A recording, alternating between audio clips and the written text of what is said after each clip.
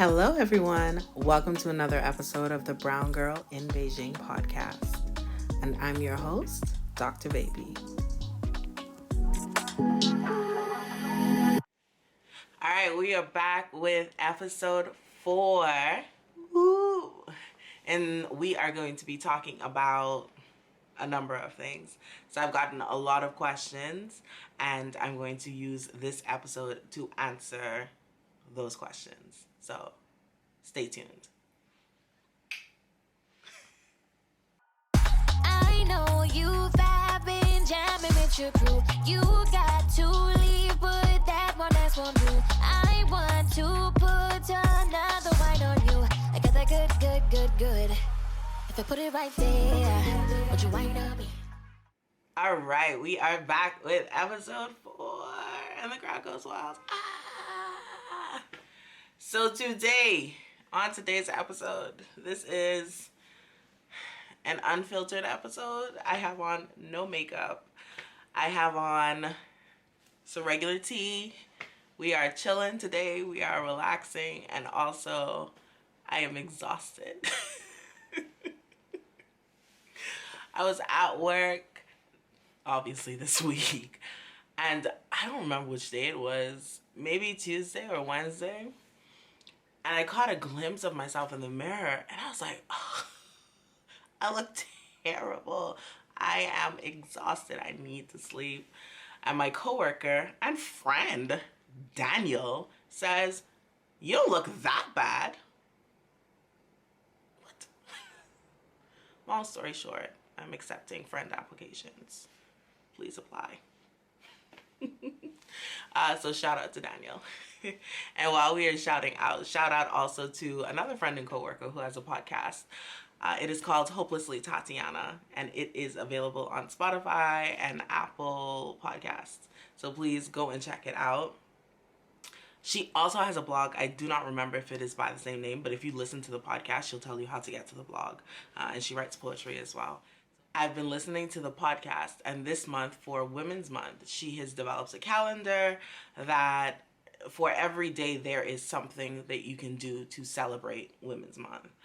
And so she's been going through the calendar week by week. So every week she'll tell you what has happened in that week and what she's done according to the calendar. So if it is a specific woman to choose, to remember, to celebrate, if it's a specific thing to do, maybe you write a love letter to yourself. I think that was one of the challenges, or a compliment challenge to compliment other women. So all those different things, she just runs down what she has done. And it's been pretty cool to learn about things that I did not know about, learn about some women in history that I did not know about.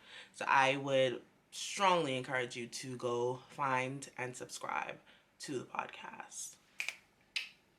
And last but not least, shout out to Jamie C, who is responsible for our intro and transition music right there. Put it right there.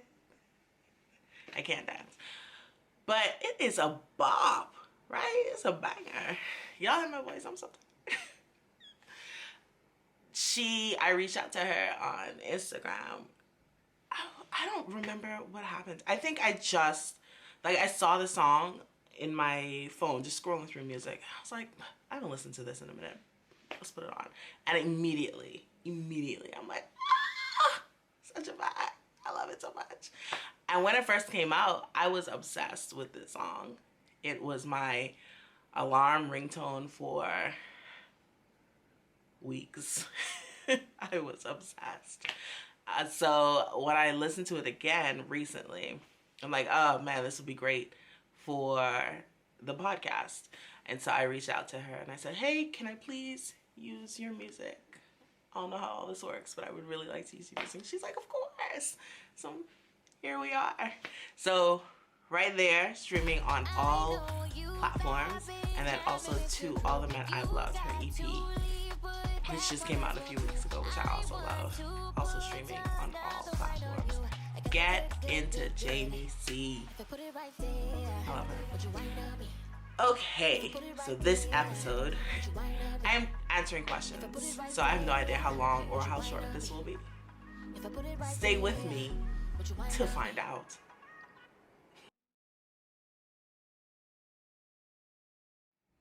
She said, are there places that cater to ethnic hair types? How do you maintain your hair over there? I have always been terrible with my own hair. I can style my hair. I've always been able to do that. And I've been able to pick up different things. But when it comes to taking care of my hair, I don't put in enough work. So when I lived in New Providence, Annie Keisha of Soft Touch, I'd get my hair done there. When I lived at home in Freeport, Miss Linda, between Miss Linda and Audra, I get my hair done there.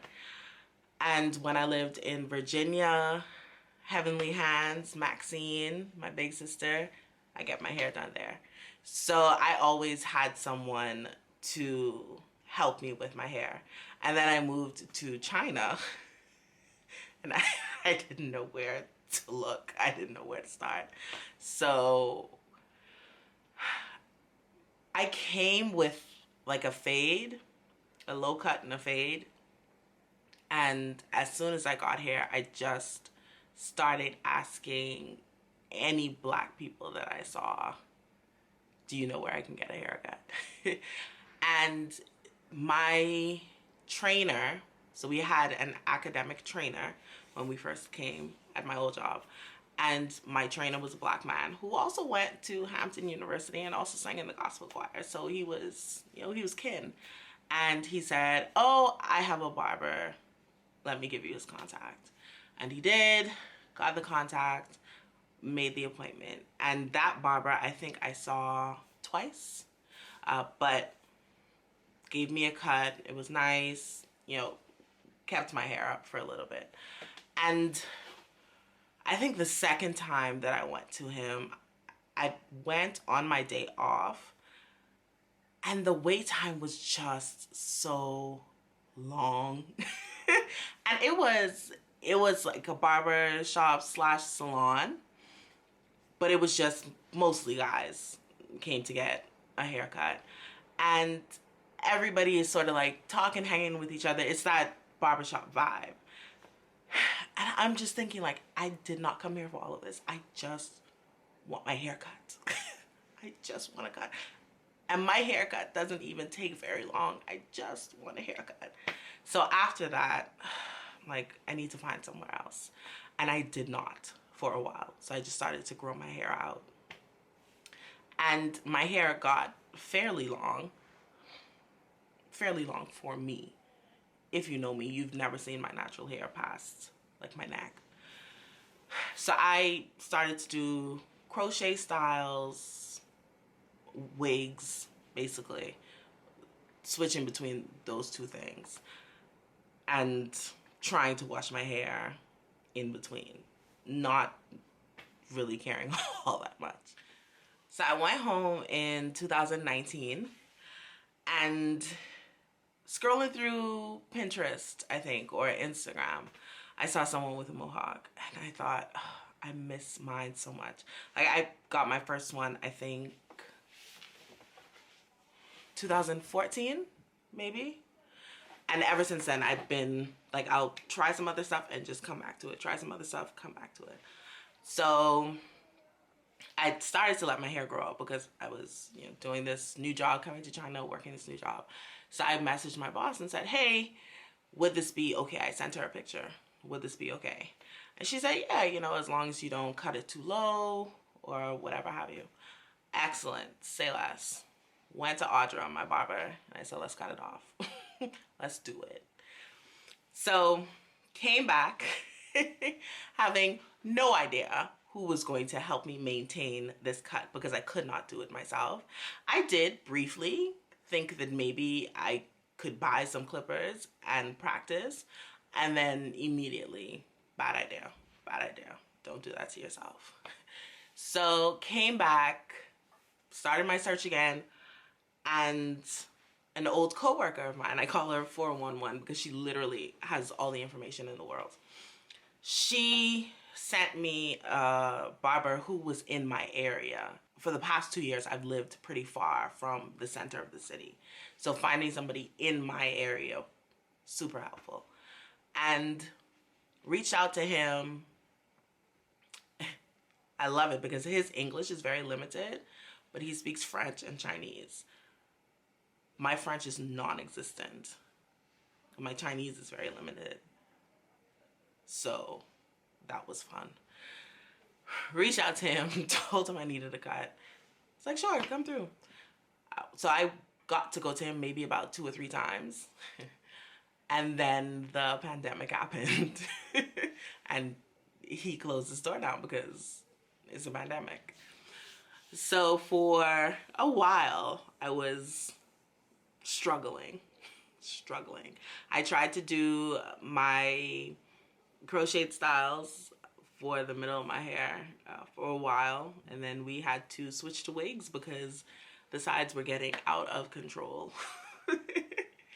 And then scrolling through my moments on WeChat, I saw this girl that I have been friends with, and I got her contact through the same 411 co-worker when I wanted my hair cut before, but she didn't have clippers. And I think I got a glimpse of her work with locks. And so I messaged her and I'm like, hey, I've been wanting to lock my hair, but I could not find anybody to help. You look like you can help. She's like, yeah, sis, what do you need? What do you want? So I explained to her, like, I have a mohawk and I'm just interested in locking the middle of my hair. And I asked her, do you have clippers? Because you didn't have clippers the first time. And she's like, yeah, I have the clippers. Come on over. And that began my relationship with this woman. And it has been a beautiful one ever since. So she takes care of my hair. She has tried out, because these are instant locks and lock extensions. So we tried out different sizes, different lengths, until we found something that was basically perfect. And she was just always very helpful. She's always very caring. She cares about me. She cares about my hair. She is trying to get me to grow out my hair. I keep telling her, absolutely not. Absolutely not. For the month of February, I was off of work because of Chinese New Year. And so because I wasn't going to work and I was barely going out, I decided I didn't need to go and see her. I would wait until the weekend before I was going back to work. And so I waited until that weekend, and it was rough.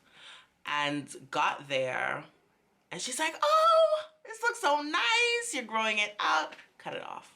Cut it off. And she's like, but cut it off.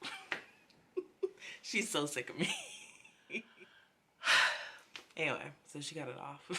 I need to go back to her again next week. Anytime I feel my hair growing a little bit too much, like I have to brush it a little bit too much, it's time for me to go back.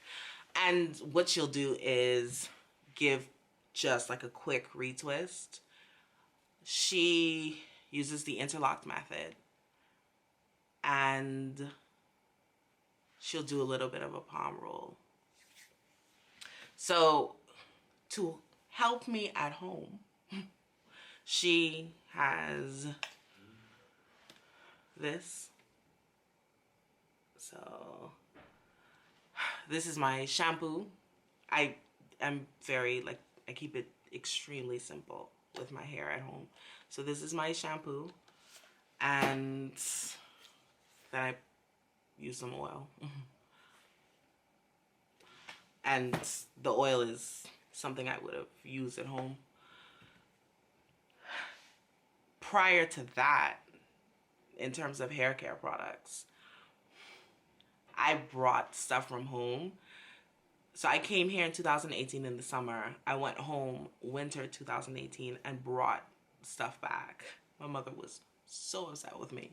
Why are you taking all these things back? You live in China, you can get these things. The thing about living in China is there are a lot of things that you can get that you have easy access to, but with ethnic hair care products, they are not as easily accessible. Yeah. Some you can order on Taobao. A lot of times they are actually coming from the continent of Africa. And you have to wait for a while to get them. Or they're being imported from the US and you have to wait a while to get them. And they also cost a lot. And it's a lot in terms of RMB. It might actually be whatever it costs at home, but to me that's a lot. So two things that well, not two things, really one thing, but my olive oil and cream of nature. I also had used that at home. So those two lines I brought back with me. And the good thing about my stylist now, her name is Mira. So if you are in Beijing and you need natural hair care, go to Mira. Let me know if you need her contact. She has a whole lot of stuff that she sells as well. So anything that you need, honestly, or anything that I need, personally, I ask her for, and she can supply, or she can let me know when she will be able to supply it. So that's my hair care. That's my journey. I know you didn't ask for it, but here we are.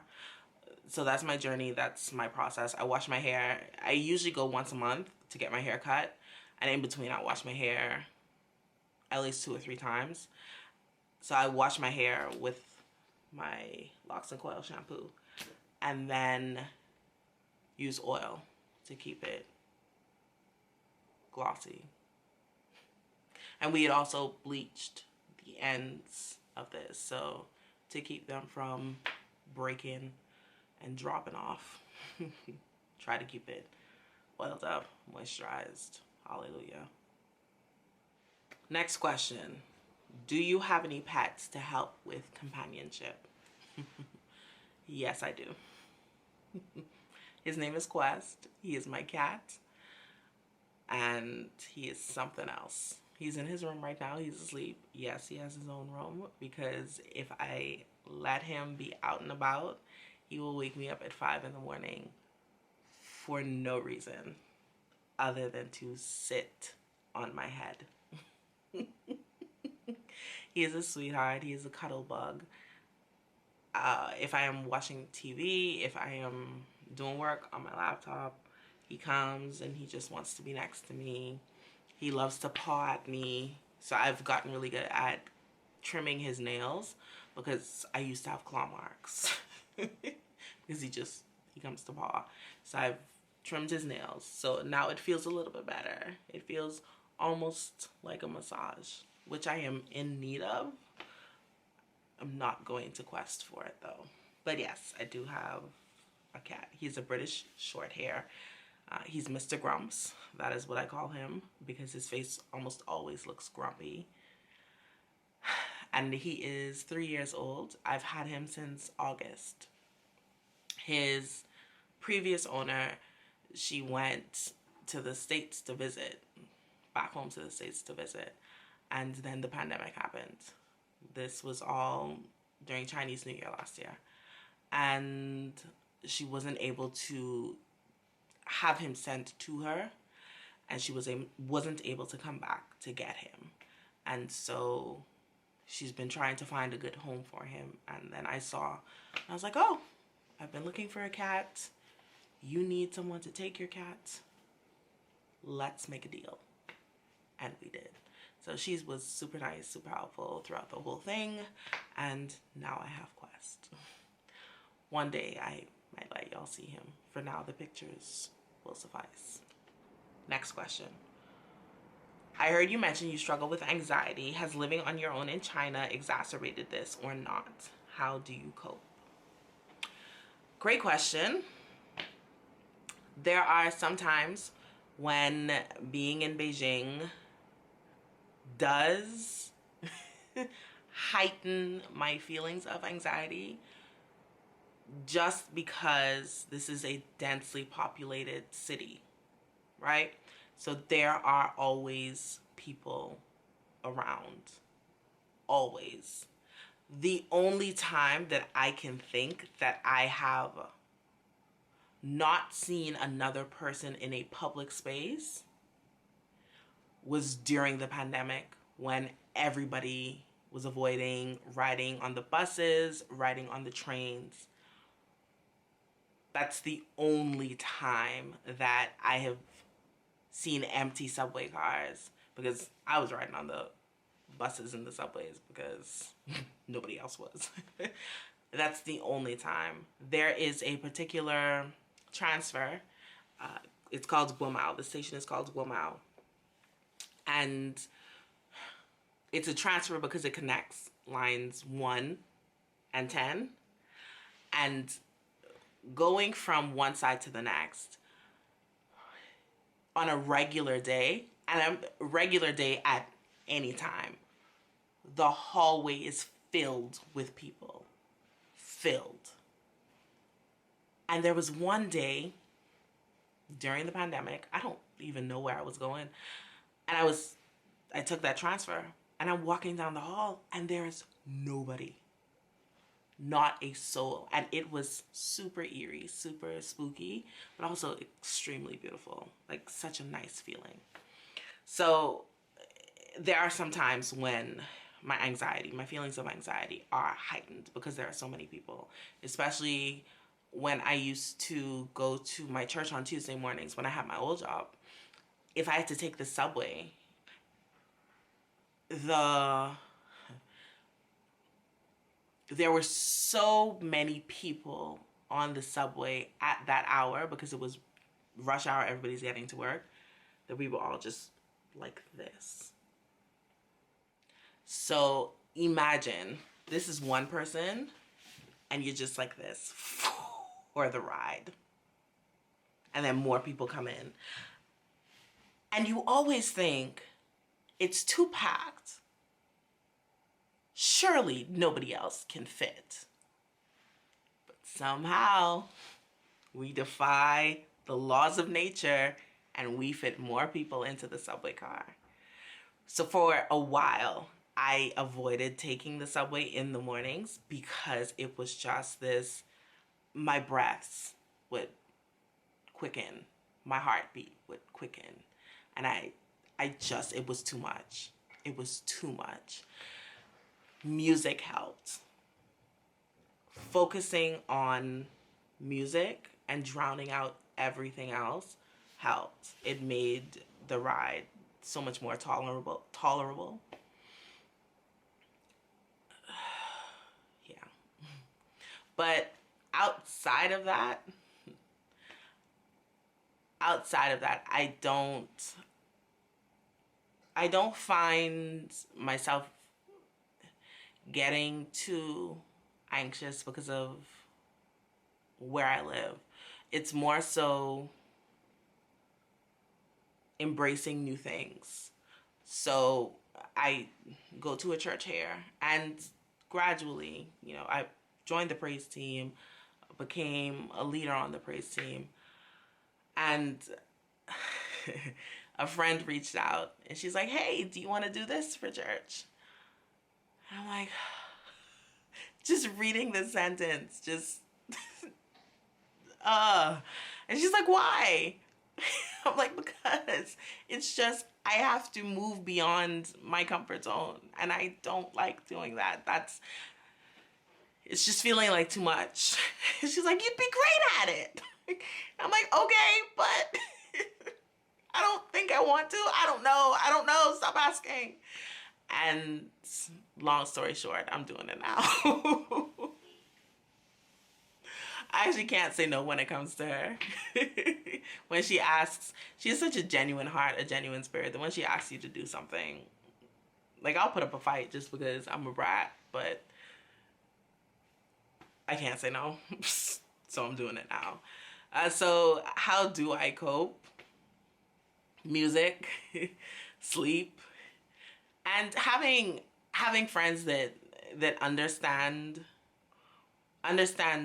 me being the way that I am. Sometimes when I'm out with friends, if it all gets to be too much, I will pull away, I'll withdraw, and maybe I'll be in my phone playing a game. And sometimes it's just overwhelming. Sometimes, most of the times, like, I'm just drained. I'm tired. My battery is gone, about to be depleted. And so I have to pull away. And my friends now, they recognize I'm not trying to be rude. I'm not trying to ignore you. I can't contribute very much to what's happening right now. So I'll be over here in the corner until I can. So yeah, that's the short version. I don't want to make this episode all about my varying levels of anxiety. So that's the short answer. That yes, sometimes being here can exacerbate my feelings of anxiety. However, I do have some coping methods to keep me from going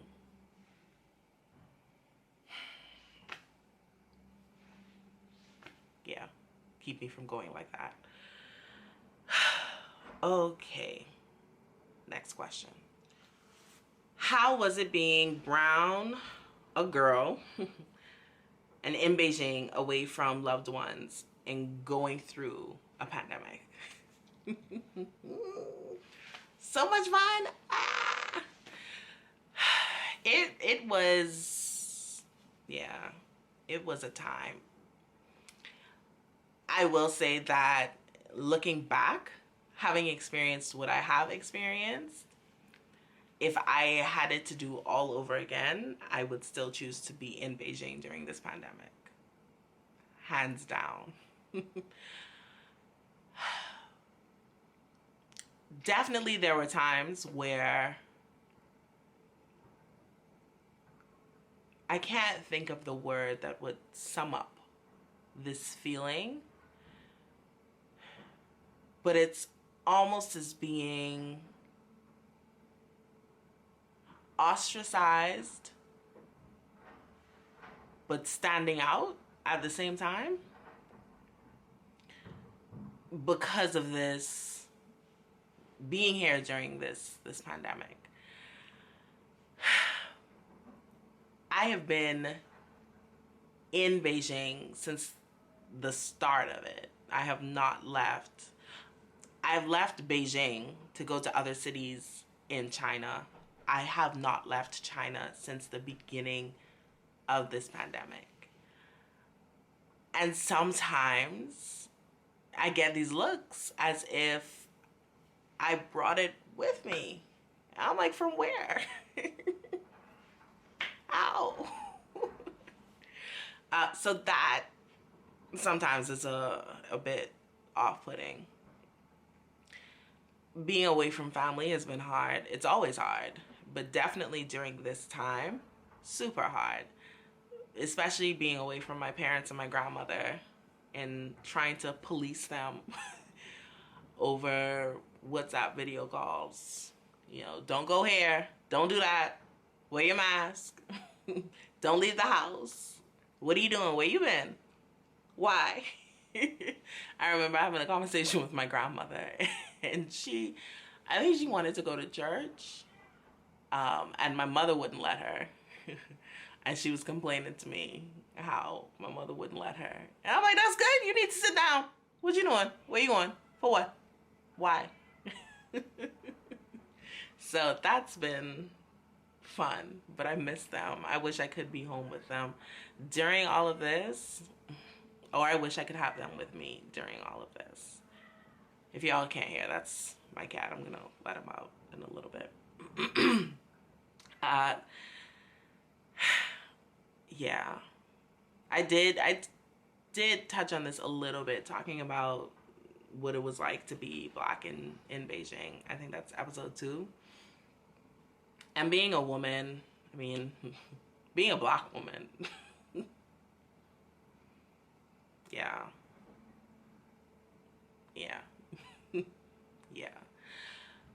So being here during this pandemic,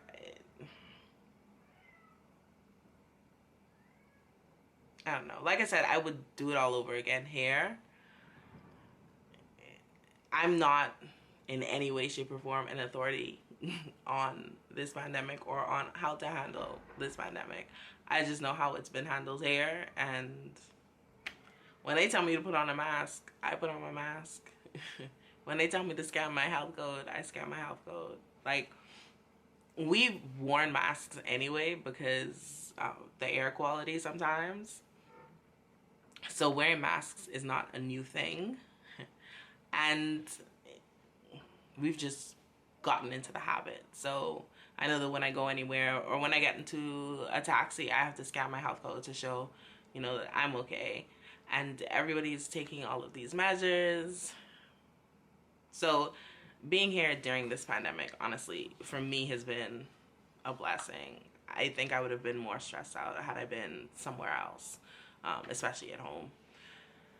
Or maybe I would not have been more stressed out because I would not have known what it would have been like to live through it here. I don't know. I don't know if I answered your question. If I didn't, I'm sorry. Last question. Are they promoting the COVID-19 vaccinations now? If yes, are you ready or willing to get it? They are.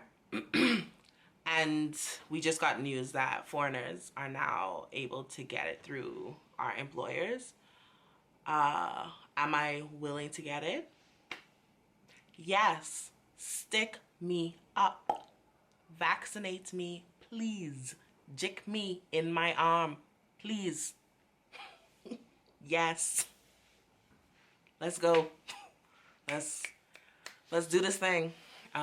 But honestly, yes, I am. I mean, for me, it's a no-brainer because I've been vaccinated against everything else in the past. So for me personally, it's a yes. So I'm waiting to see how my employer will handle it, how we will go through it, and what I need to do. But whatever I need to do, I'm doing it. Let's get this vaccine. Let's do it. For you though, you know, you're watching wherever you are. Don't feel any pressure. Do what it is you feel is right. Understand the consequences or possible outcomes of your decisions. And be prepared to live with said outcomes. Make an informed decision. This podcast does not encourage you one way or the other. We only encourage you to think. I keep saying we as though there's a collective behind this podcast. Just me. Me and Quest. That's the we. And you know what? And my support system. That's the we. That's the collective. Amen. Okay. So that's it. Those are all the questions that she had for me. I hope that I answered them. Sometimes I ramble and forget what I'm supposed to be saying. So if I did not, or if you feel like there should have been more to the answer, let me know. Send me a message wherever, however you find me. Drop a comment down below and I will be sure to answer either in the comments, I will reply to you, or in the next episode, one way or the other. So thank you for listening on this hazy gray Sunday here in Beijing. I don't know where it is for you or what it looks like for you. But thank you for watching. Thank you for listening. I will see you next time. With love, XOXO, Dr. Baby. Brown girl in Beijing, tra-la-la-la, and she looks like the sugar in a plum. Yeah, she looks like the sugar in